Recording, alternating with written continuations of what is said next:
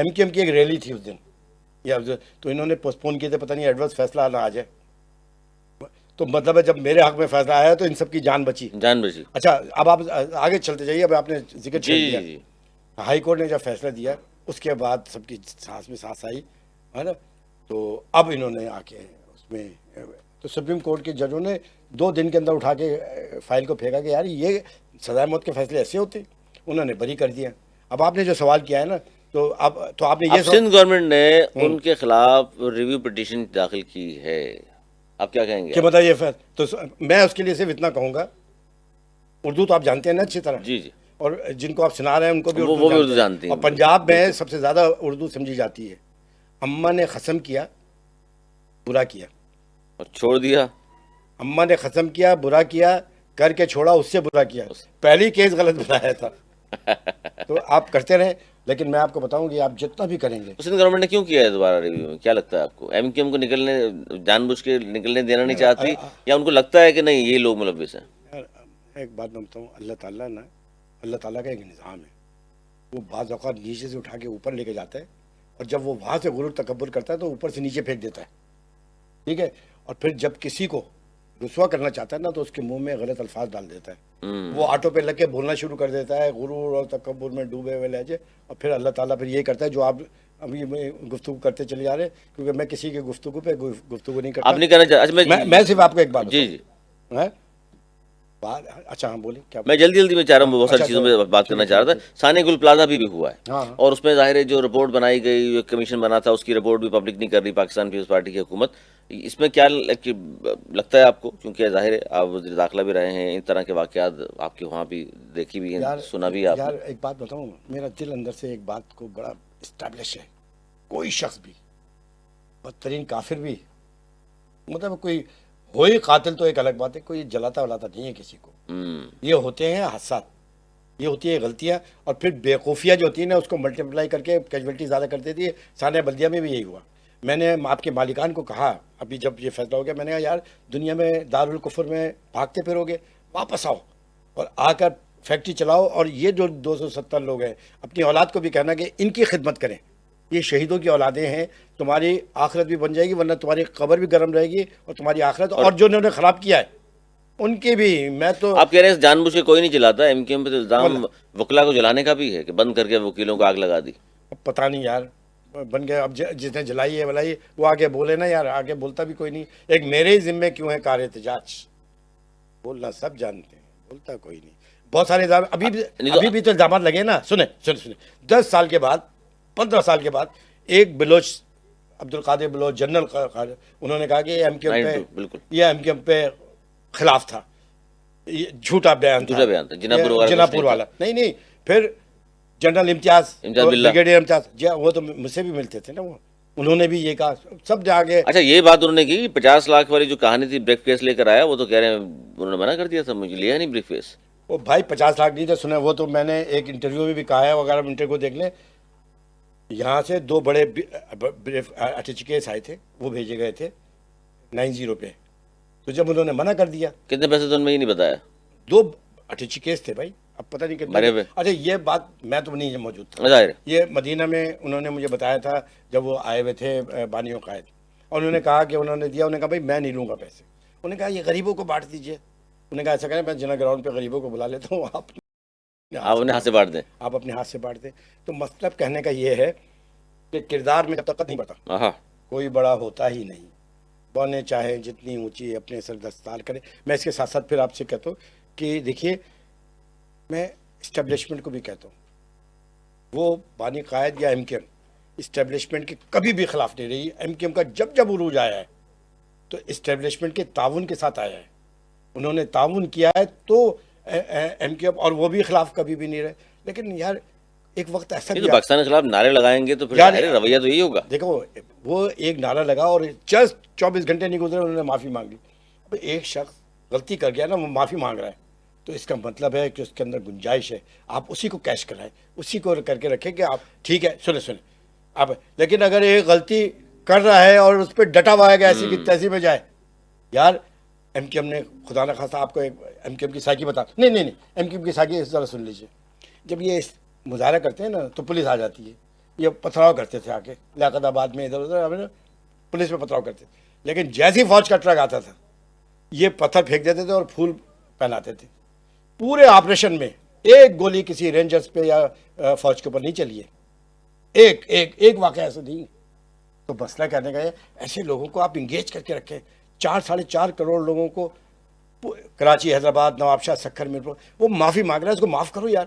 اور میں تو کہہ رہا ہوں جہاں دیکھیے ہم کمیونسٹ ملک میں تو ہے نہیں، اسٹالن تو ہے نہیں یہاں پہ، یا چیئرمین ماؤ تو نہیں ہے کہ کروڑوں لوگوں کو مار. ہم ایک رچ فلاسفی کے ماننے والے ہیں. اس کی پہلی کنڈیشن یہ ہوتی ہے صاحب اقتدار اور صاحب اختیار کے لیے کہ ہاؤ ٹو پارڈن، آپ معاف کیسے کر سکتے ہیں. اور آپ چیک رکھیے ان کے اوپر، اور چیک رکھ کر آپ چلاتے رہیں. نہیں ہوگا تو آپ تو با اختیار ہے نا، آپ جب چاہے پھر آپ نے تو صرف بندی کرنا ہے نا، آپ کو تو صرف سرور صاحب آپ کو صرف آف ہی کرنا ہے، آپ نے دوبارہ آف کرنے ہی کہہ رہے ہیں. نہیں مطلب آپ لیکن ان کی پارٹی نے بھی تو 24 گھنٹے گزرے بھی نہیں تھے، ان کو مائنس کر دیا. جو جن کی تربیت انہوں نے کی تھی، جن کو کسی کو ایم پی اے کسی کو ایم این اے بنا دیا، انگوٹھا چپل پہن کر وہ کہتے ہیں وہ آئے تھے اور ارب پتی ہو گئے، تو انہوں نے کیوں مائنس کر دیا فوراً؟ اور آج بھی وہ کہتے ہیں کہ نہیں جی یار ہم نے بچا لیا کراچی کو ان سے. کون کہتے ہیں کراچی بچا لیے؟ جی وہ کہتے ہیں ان پہ ہم مائنس کر کے بچا لیا کراچی کو، ورنہ تو دہشت گردی چلتی رہتی. اچھا جی یار دہشت، میں مذاکرات کر رہا تھا مین اس زمانے میں، یہ سب جتنے بھی تھے نا یہ میرے ساتھ ہوتے تھے اور میں لیڈ کرتا تھا. یہ مذاکرات ہو رہے تھے گورنر ہاؤس میں، اور آن بیہاف آف پارٹی میں وہ کر رہا تھا. تو وفاقی حکومت سے نہیں اسٹیبلشمنٹ. اسٹیبلشمنٹ کے ہائی کمان ٹاپ، یہ لوگ تو پہلے مذاکرات کرتے رہے، بعد میں نے کیا تھا آخری اس میں. تو وہاں پہ دہشت گردی جو ہو رہی تھی نا، تو میں نے پوچھا تھا، میں نے کہا اچھا ٹھیک ہے یہ بتائیے آپ. انہوں نے کہا بھائی یہ نہیں چلے گا یہ جو سب کچھ ہو رہا ہے. تو این پی بعد میں پتہ چلا کہ طالبان، تحریک طالبان جو ہے وہ ادھر 2 ایم کے مارتی تھی، 2 ان کے مارتی تھی. اور بعد میں پتہ چلا، بہت بعد میں جا کے پتہ چلا کہ یہ تو لڑوا رہے تھے. خیر قصہ مختصر یہ ہے. تو میں نے کہا کہ آپ یہ بتائیے آپ کو ہم سے کیا چاہیے. انہوں نے کہا بھائی یہ جو ہم دہشت گردی کے خلاف مہم کر رہے ہیں اس میں ایم کی ہمیں سپورٹ چاہیے. تو میں لندن گیا اور فروغ نسیم کو بھی ساتھ لے گیا تھا. میں اس دن رات کی بات ہے، یہ سب زندہ ہیں یار، آپ پوچھ لیجیے گا ان سے. میں وہاں گیا، میں نے کہا یہ بات کی. انہوں نے کہا بالکل ٹھیک ہے. پتہ ہے کیا کہا انہوں نے کہا فروغ نسیم، کیونکہ ان کو پتا تھا یہ انہیں کے آدمی ہے، ہمیں نہیں معلوم تھا ان کو. فروغ نسیم ان کی آدمی اب آج بھی اس وقت تھے. اللہ عالم، یہ تو میں نے ایسے ہی کہہ دیا یار، اللہ بہتر جانتا. انہوں نے کہا تم بیان بناؤ میری طرف سے. انہوں نے کہا نہیں بھائی آپ ہی بنائیے. تو وہ بیان یہ بنا تھا کہ ہم بلائنڈ سپورٹ کر رہے ہیں دہشت گردی کے خلاف. آج بھی دہشت گردی کے خلاف جو جنگ ہو رہی ہے. اور دوسرا آپ جو کہہ رہے ہیں کہ ہمارے پہ مصیبت آ گئی ہم چلا رہے ہیں ورنہ پارٹی ختم ہو جاتی. یار آپ کو میں یہ سب کے لیے میں بول رہا ہوں، کسی ایک کے لیے نہیں بول رہا ہوں. سب سے مراد یہ ہے کہ جو اس قسم کی باتیں کر رہا ہے، اگر وہ نہیں کر رہا تو ویل اینڈ گڈ. دیکھیے آپ نے یہ بس روڈ وغیرہ پہ دیکھا نا، ایک گدھے چل رہی ہوتی ہے نا، اس کے ساتھ ایک چھوٹا سا بچہ گدھے کا، اسے پخ کہتے ہیں، وہ بندہ ہوتا ہے. اور وہ تو پتہ کیا ہوتا ہے، وہ پخ کیا سمجھ رہا ہوتا ہے کہ وہ سمجھ رہا ہے کہ یہ اس گدھے کو بھی اور اس گاڑی کو بھی میں کھینچے جا رہا ہوں. تو ان سب کو پک قرار دے رہے ہیں. نہیں میں کسی کو نہیں یار میں تو آپ کو ایک اردو کا ایک چٹکلا سنا رہا ہوں. اس کا مطلب یہ تھوڑی کہ آپ یہ کہیں. اچھا آج کی اگر بات کروں، چونکہ وقت کی قلت ہے، میں چاہتا ہوں جلدی بہت ساری چیزیں پوچھ لیں آپ سے. آج کی بات کروں، آج مہاجنوں کا لیڈر کون ہے؟ بانی متحدہ، خالد مقبول صدیقی، آفاق احمد صاحب، یا مصطفیٰ کمال؟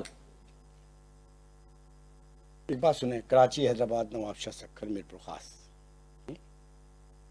اس کا بیرومیٹر ہوتا ہے نا کسی طریقے سے. آپ کو کیسے جج کریں گے؟ اس کا بیرومیٹر یہ ہے کہ سیکورٹی وغیرہ سب واپس لو اور پھر گلی محلوں میں چلے جاؤ.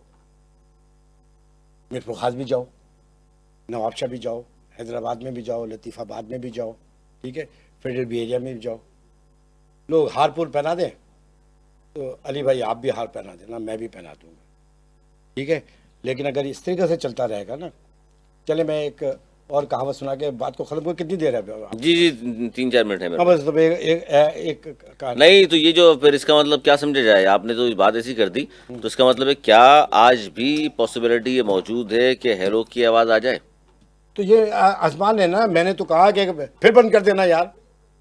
لیکن ایک موقع کراچی، حیدرآباد، نواب شاہ، میرپور خاص 4.5 کروڑ لوگوں کے، یار اس طرح آواز گلا تھا شہر دل کی ایک گلی سے، گلا تھا شہر دل کی ایک گلی سے. میں لڑتا پھر رہا ہوں شہر بھر سے. شہر بھر سے. تو اچھا میں اس کو وائنڈ اپ کر دیتا ہوں ایک بات کو، ساری باتوں کو. اس سے نہیں جو آپ نے سوال کیا. ایک گاؤں کے اندر لوگ پیشمام کے پاس گئے اور پیشمام سے کہا کہ حضور ہمارے جو کنواں ہے نا اس پہ کتا مر گیا ہے تو پاک کیسے ہوگا. انہوں نے کہا جاؤ 40 ڈول نکال کے باہر پھینک دو کنواں پاک ہو جائے گا. وہ گئے, انہوں نے 40 ڈول باہر نکالا اور آگے پیشمام سے کہا کہ جی وہ 40 ڈول ہم نے نکال دیا, اب کنواں پاک ہو گیا. انہوں نے کہا کتا کہاں ہے. انہوں نے کہا کتا تو وہیں پڑا ہے. تو آپ کہہ رہے ہیں کتا نکالا جائے؟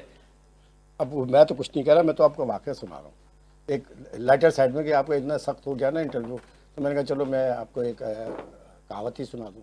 اچھا یہ ان کا کوئی مستقبل نظر آتا ہے آپ کو, ڈاکٹر اشرت الباز صاحب کا, آفاق احمد صاحب کا؟ یہ جو ہے نا یہ تیرا اترانا کہہ رہا ہے, یہ تیرا اترانا کہہ رہا ہے, تیری سیاست نئی نہیں ہے. تیری سیاست نئی نہیں ہے. نہیں ہے. بات یہ ہے کہ میں نہ تو جوشی ہوں نہ میں پنڈت ہوں. تجزیہ تو آپ دے سکتے ہیں نا, آپ کا ایک تجربہ رہا ہے اتنے عرصہ, ظاہر ہے جس جگہ پر بھائی آپ ماشاء میری اللہ بات رہے, سنیں, جن چیزوں میں آپ شامل دلہن تھے, وہی, پیامن بھائی. وہی جو پیامن بھائی, عوام جس کو پسند کریں. رضا ہارون صاحب نے فرمایا, بات ہو رہی تھی ہماری, تو کہنے لگے کہ دیکھیے اب اگر وہ آ بھی جائیں, ان کو اجازت مل بھی جائے, تو اب پلوں کے نیچے سے بہت سا پانی جا چکا, نئی نسل تو جانتی نہیں ان کو. اچھا یار پھر تو کوئی مسئلہ ہی نہیں ہے. اگر ایسا ہوتا نا, خدا کی قسم میں آپ کو بتا رہا ہوں, ان کے فون کے اوپر آج سے 10 سال پہلے 5 سال پہلے پابندی ہٹ چکی ہوتی. یہ خوف ہی تو ہے نا یار. میں بولوں تو بہت اچھی بات ہے, آنے دو نا یار. گراؤنڈ تو آپ نہیں چاہتے کراچی میں خوف کی فضا نہیں ہے, اب پرسکون سے بہت سارے لوگ کہتے ہیں پرسکون سے نکل رہے ہیں, جا رہے ہیں, ہمارے دہشت گردی ختم ہو گئی, بوری بند لاشوں کی کوئی آواز نہیں آ رہی, چھوڑو یار, بتہ کوئی مانگ نہیں رہا. اچھا مسئلہ یہ ہے کہ سب لوگ الزام تو یہ لگا رہے ہیں کہ MKM کر رہی تھی, اور جو 15,000 کے شہداء قبرستان بنے, مارنے والوں کا خوف کے مارے نام نہیں لے رہے ہیں. یہ انہوں نے مروا دیا. اور بھائی جس نے مارا, اچھا وہ تو کمپنسیشن دیتے پھر رہے ہیں. 92 کے جتنے بھی شہید تھے نا, ان کا کمپنسیشن گورنر ہاؤس میں گورنمنٹ آف پاکستان نے دیا تھا. مطلب ہے یہ, میں بولا ہوں چلو یہاں آپ ہی کے پاس رہے, یہ مائک لگائیے, ان سے بولیں مارگلہ کی پہاڑی پہ جو MKM کے کارکنان جو چودھری شجاعت کا بیان موجود ہے. نہیں ایک بات سنیں نا, ہاں میں وہی بات کر رہا ہوں, ثانیہ علی گڑھ کے آگے صرف یہ بول دیں کہ بھائی انہوں نے مارا. عامر خان نے تو بولا ہے نا یار, جو حقیقی بنائی تھی وہ کیا تھی.